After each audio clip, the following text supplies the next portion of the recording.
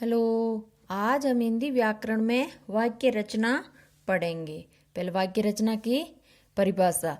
शब्दों के सार्थक समूह को वाक्य कहते हैं। शब्दों के सार्थक समूह को जब दो या दो से अधिक शब्द मिलते हैं, जब दो या दो से अधिक शब्द मिलते हैं और पूरे अर्थ का बोध कराते हैं, उसे वाक्य कहते हैं। वाक्य के दो अंग होते हैं, एक उद्देश्य और एक विधेय। अब उद्देश्य क्या होता है?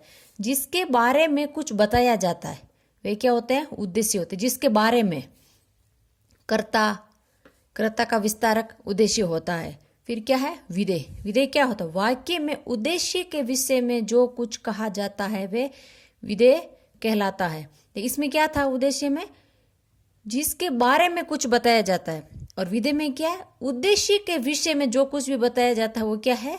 विधेय। अर्थात कर्म का विस्तारक विधेय कहलाता है। वाक्य के भेद। वाक्य के दो भेद होते हैं, रचना के आधार पर और अर्थ के आधार पर।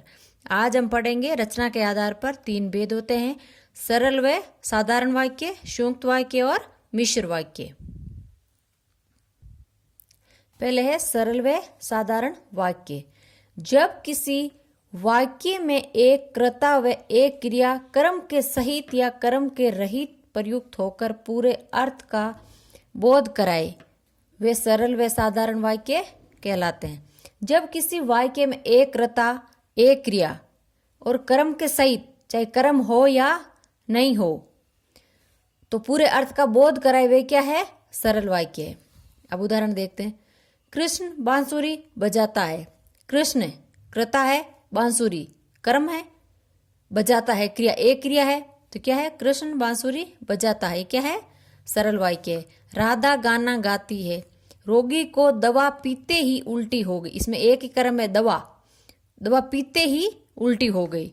हवा का तीव्र झोंका सब कुछ उड़ा ले गया। हवा का तीव्र झोंका सब कुछ उड़ा ले गया। ये क्या है? सरल व साधारण वाक्य। फिर दूसरा है संयुक्त वाक्य। देखो संयुक्त वाक्य क्या क्या पहचान होती है? वाक्य में और, तथा, लेकिन, पर, परंतु, इसलिए ये आए तो क्या हो जाएगा? संयुक्त वाक्य है। जब दो या दो से अधिक वाक्य प्रयुक्त हो और दोनों ही स्वतंत्र हो और कोई किसी पर आश्रित न हो तथा किसी संयोजक से जुड़े हो, वे संयुक्त वाक्य कहलाते हैं। देखो, जब दो या दो से अधिक वाक्य हो, दो या दो से अधिक वाक्य होगा तभी तो बीच में ये लगेगा। दोनों ही स्वतंत्र, अपने आप में दोनों क्या होते हैं? वाक्य स्वतंत्र होते, किसी पे आश्रित नहीं होते, और बीच में योजक या संयोजक चिन्ह लगा रहता है। इनको क्या बोलते हैं? योजक व संयोजक चिन्ह बोलते हैं। अब उदाहरण देखते हैं। हवा का तीव्र झोंका आया और सब कुछ उड़ा ले गया। देखो, और आ गया ना, दो वाक्य। तीव्र झोंका आया, ये क्या? स्वतंत्र वाक्य, और सब कुछ उड़ा ले गया, किसी पे आश्रित नहीं है। रजनी विद्यालय पहुंची और घंटी बज गई। रजनी विद्यालय पहुंची और घंटी बज गई। उसने बहुत मेहनत की। उसने बहुत मेहनत की इसलिए वह सफल हो गया। उसने बहुत मेहनत की इसलिए, ये क्या है? संयोजक चिन्ह है, वह सफल हो गया। रोगी ने दवा पी। स्वतंत्र वाक्य, रोगी ने दवा पी लेकिन उसे उल्टी हो गई। देखो, उससे उल्टी हो गई, भी स्वतंत्र वाक्य, बीच में क्या जुड़ा? संयोजक चिन्ह लेकिन। ये क्या है? संयुक्त वाक्य है। अब है मिश्र वाक्य।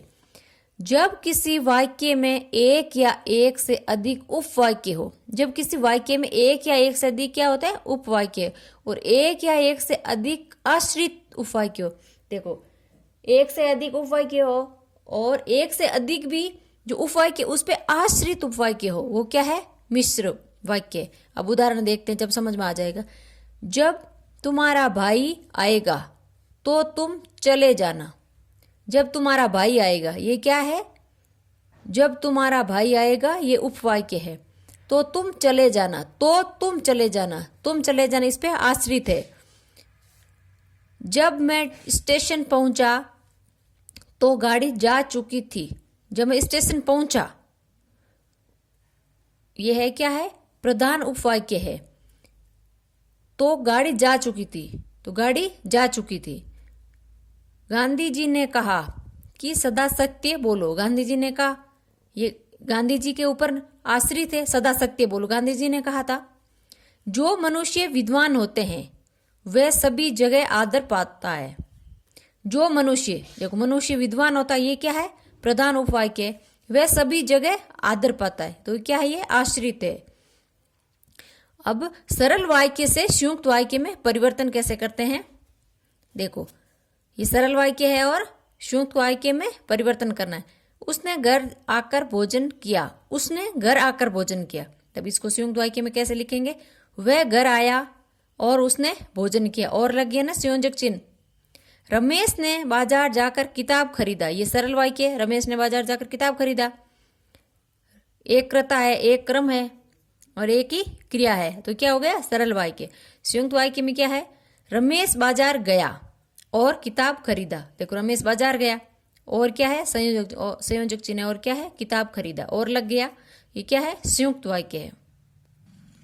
सरल वाक्य को मिश्र वाक्य में परिवर्तन करते हैं। सरल वाक्य, मैंने आज रमेश की पुस्तक पढ़ी। मैंने आज रमेश की पुस्तक पढ़ी। इसको मिश्र वाक्य में कैसे बदलेंगे? मैंने आज वह पुस्तक पढ़ी जो रमेश की है।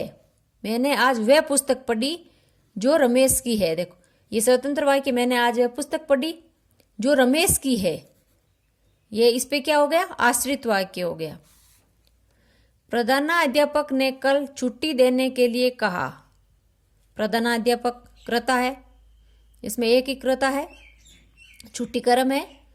प्रधानाध्यापक ने कल छुट्टी देने के लिए कहा, इसको मिश्र वाक्य में कैसे बदलेंगे? प्रधानाध्यापक ने कहा कि कल छुट्टी होगी।